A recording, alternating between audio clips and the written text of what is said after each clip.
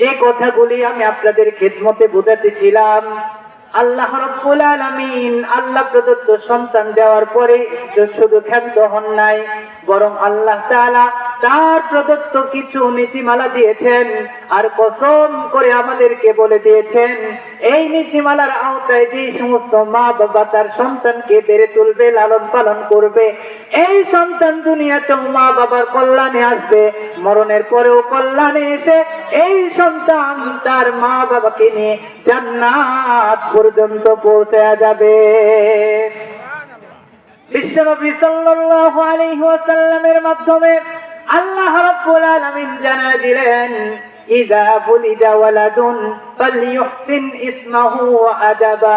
এর আগে বিশ্বনবী সাল্লাল্লাহু আলাইহি ওয়াসাল্লামের একজন সাহাবী বর্ণনা করেন, যার নাম আব্দুল্লাহ ইবনে রাফি রাদিয়াল্লাহু তাআলা আনহু। উনি বলেন, আমি একদিন বিশ্বনবীর দরবারে উপস্থিত ছিলাম, অনেক সাহাবায়ে কেরাম বিশ্বনবীর দরবারে উপস্থিত ছিল।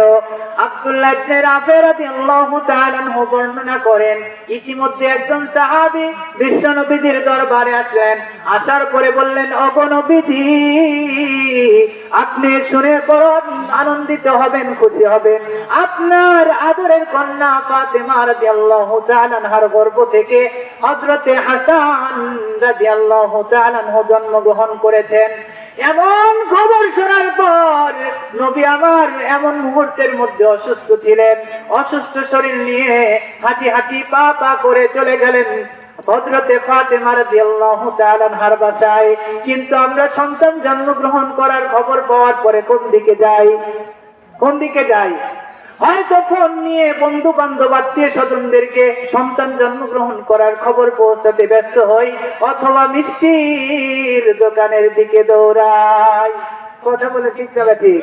কিন্তু নবী আমার মিষ্টি কেনার জন্য গেলেন না, সাহাবায়ে কেরামদেরকে খবর পৌঁছানোর ব্যাপারেও কিন্তু তিনি পেরেশানির মধ্যে পড়লেন না, বরং নবী আমার অসুস্থ শরীর নিয়ে হাঁটি হাঁটি পা পা করে চলে গেলেন ফাতেমা রাদিয়াল্লাহু তাআলা আনহার বাসায়। যাওয়ার পরে বললেন, কই আমার নাতি, কই আমার নাতিকে আমার কোলের মধ্যে দাও, আমার নাতিকে আমি ঈমানের টিকা দিতে চাই। ঈমানের টিকা কি আপনারা শুনবেন? হ্যাঁ, শুনতে রাজি আছেন? সম্মানিত সুধী, এখন সরকার আমাদেরকে কিন্তু বিভিন্ন টিকা ফ্রিতে দেয়, হামের টিকা, নিউমোনিয়ার টিকা। সেজন্য আপনারা দেখবেন ছোট্ট সন্তান সবেমাত্র হয়েছে, 1 মাস পরেই টিকা দেয়, আর 1 মাস পরে টিকা দেয়। ছোট্ট সন্তান পালে ঘর আগেই দেখা যায় 10-15টা টিকা তার সন্তানের শরীরে প্রয়োগ করা হয়। দেখেছেন কিনা? হ্যাঁ, দেখেন নাই তো? এই টিকা আমরা মনে করি ফ্রিতে দেয়, আসলে ফ্রিতে দেয় না। আমাদের থেকে সরকার ট্যাক্স নেয় না, অনেক কিছু কিন্তু নেয় 300 টাকা, 3 টাকার টিকা দিয়া লেবেল লাগায় যে ফ্রিতে টিকা দিলাম।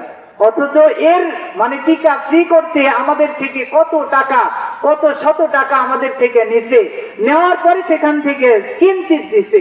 যদি মনে করেন কথার কথা, বর্তমান যে সমস্ত নেতৃস্থানীয় ব্যক্তিরা রয়েছে আমাদের থেকে মনে করেন 300 টাকা নিয়েছে, কথার কথা 300 টাকা নিয়েছে, এখান থেকে যদি 100 টাকাও আমাদেরকে ফিরিয়ে দিত, তাহলে বাংলাদেশ আর বাংলাদেশ থাকতো না, সিঙ্গাপুর হতো। কথা বলেন ঠিক না ঠিক?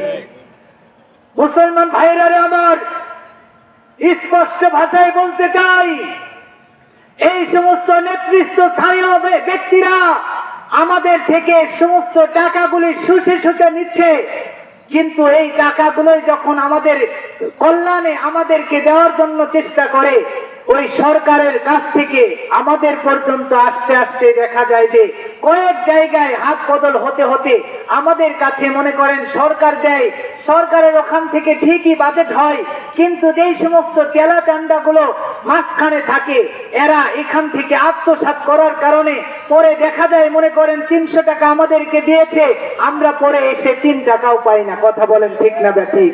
এরকম নেতৃস্থানীয় ব্যক্তিরা আমাদের দেশের মধ্যে ছিল কি ছিল না? এই সমস্ত নেতৃস্থানীয় ব্যক্তিরা মাত্র 5 আগস্টের কিছু মুসলিময় ছাত্র আন্দোলনের কারণে লেজ গুটিয়ে দাঁড়াতে বাধ্য হয়েছে। স্পষ্ট ভাষা